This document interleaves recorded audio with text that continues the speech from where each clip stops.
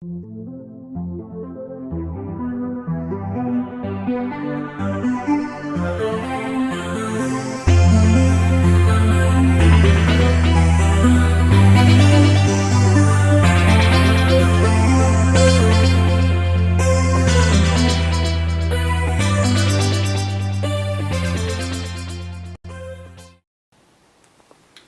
order to really give consideration to the Upchurch family and all of its history in America, we need to stop occasionally and think about the colonial Upchurches.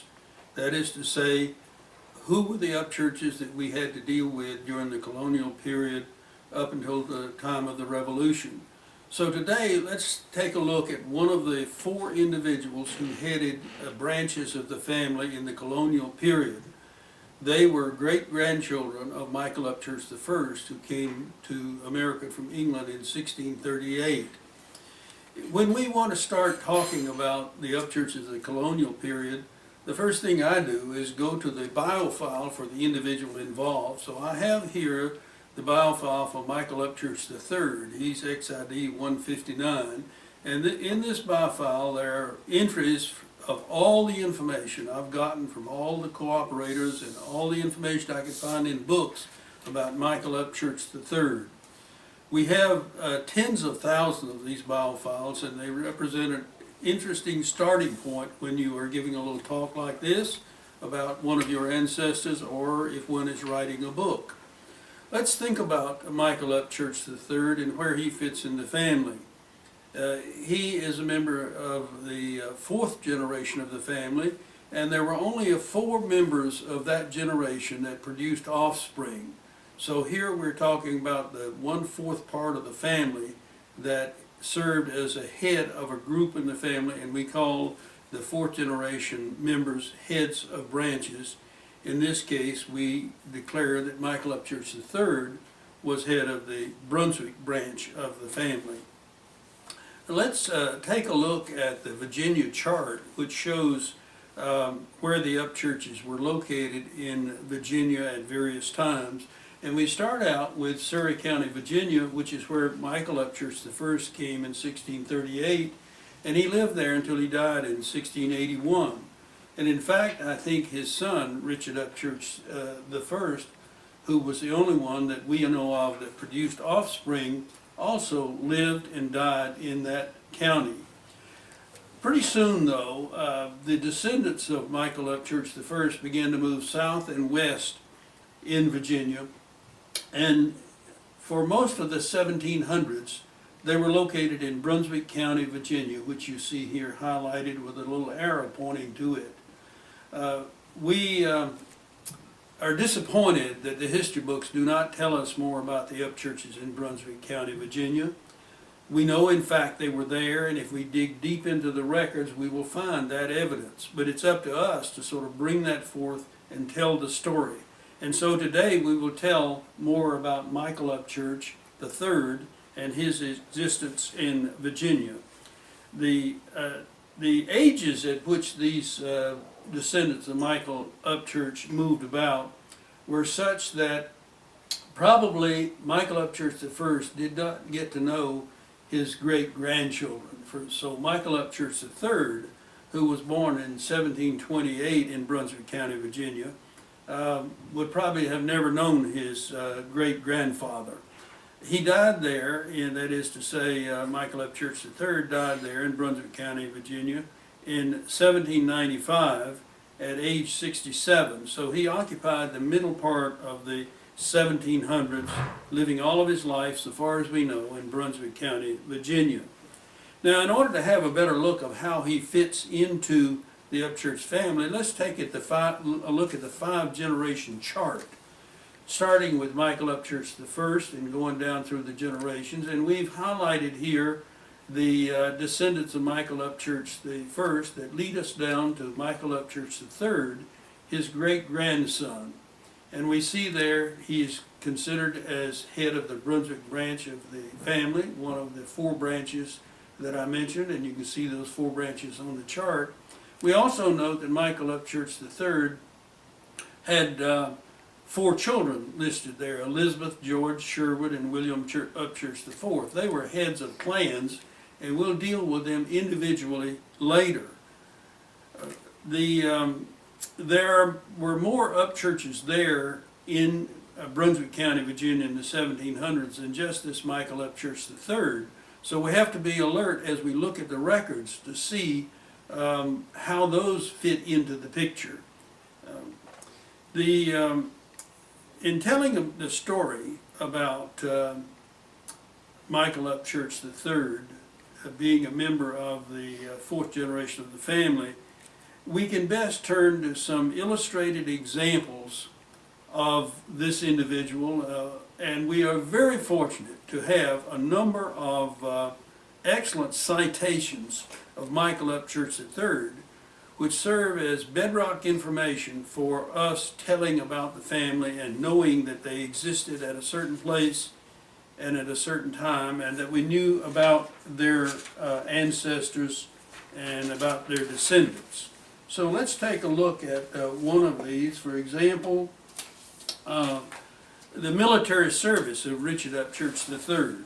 He was of the right age to have served in the military, and he started serving in his middle years along about 1750, and he in fact is well recorded as having served. So the particular distinction that brings to us is that any descendant of Michael Upchurch III, descending from any of these four children of his that I mentioned, would be entitled to be members of the Sons of the American Revolution, SAR, or the Daughters of the American Revolution, the DAR.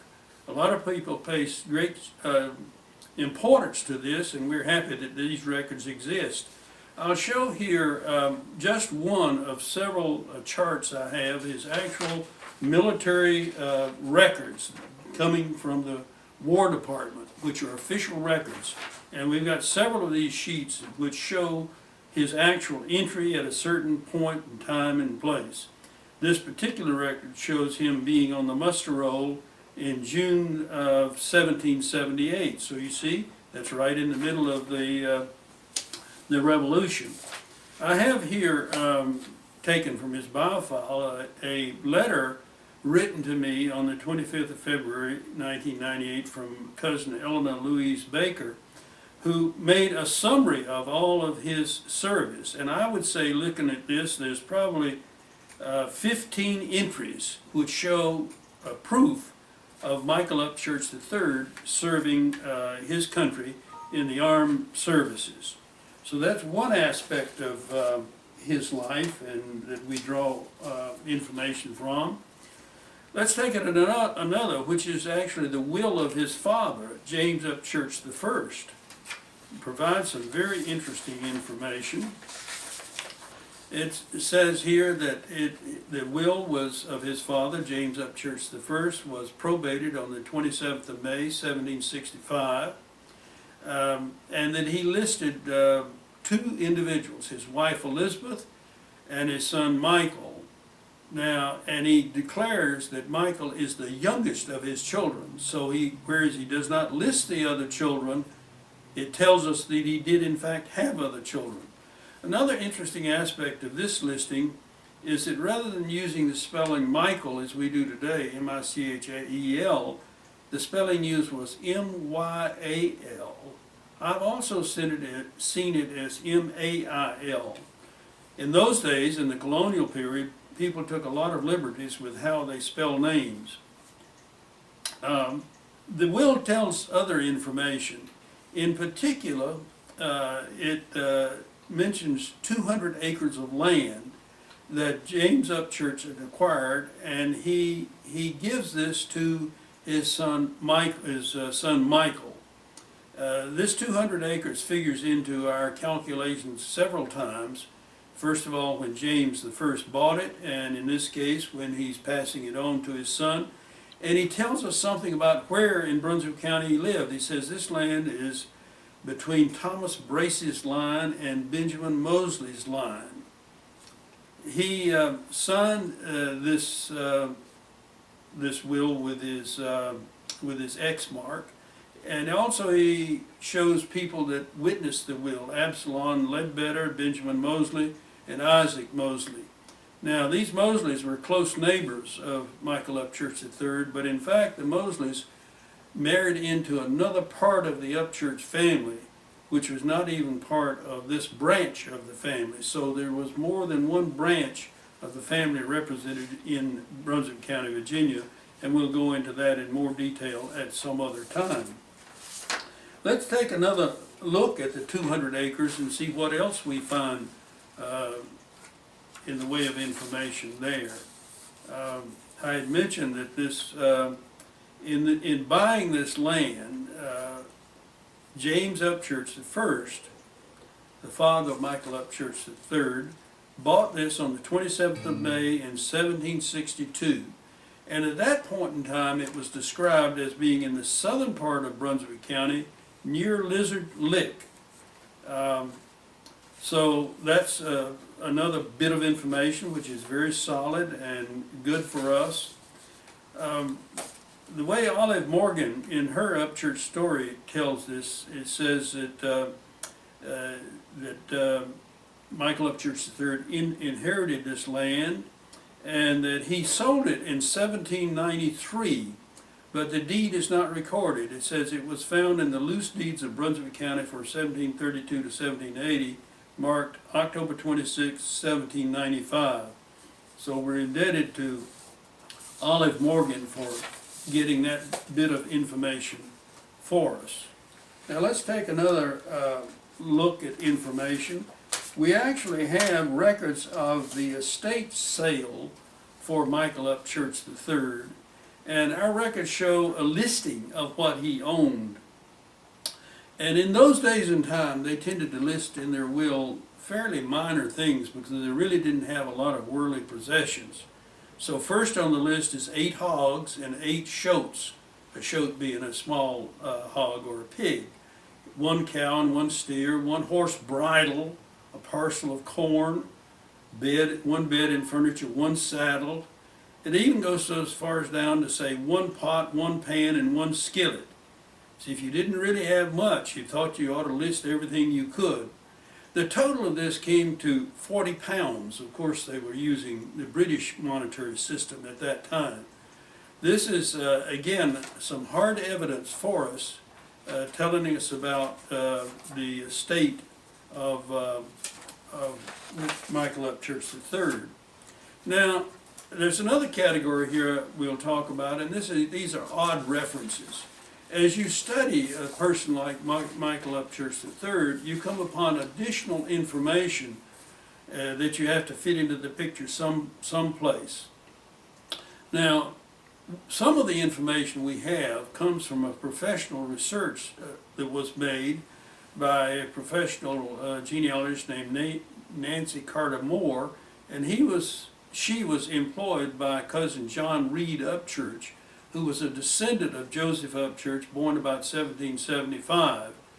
Now, we never have figured out who the father of Joseph Upchurch was, but cousin John Reed received contributions from several of us to do research on his family.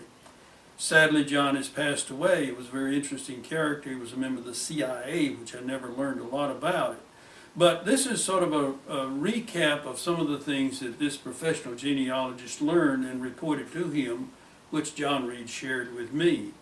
And it says, she says, from wills and deeds, I know that Michael Upchurch lived on the south side of Eaton's Road in 1784 near Middle Run. His neighbors were Valentine White, Thomas Parham, Louis Dupree, Thomas Isaac, and Benjamin Mosley. And now here comes the puzzle. In 1777, the records show that Michael Upchurch III had a neighbor by the name of Bartholomew Upchurch. And I'm sad to report that we do not know much about Bartholomew or how he fits into the family. That's a great puzzle, and we'll keep that name in mind and hope that someday we'll come across information that will tell us more about Bartholomew. This record goes on for several interests to tell about different things. We learn about Michael Upchurch III. So I report to you here in these various citations some very significant information that helped us create the framework of the Upchurch family. As a matter of fact, it was created before I got into the act by people like Bill Luda West and Olive Morgan. We're forever indebted to them for their contributions, and I've enjoyed telling you a little bit about this branch of the family, and we look forward to hearing about more later on.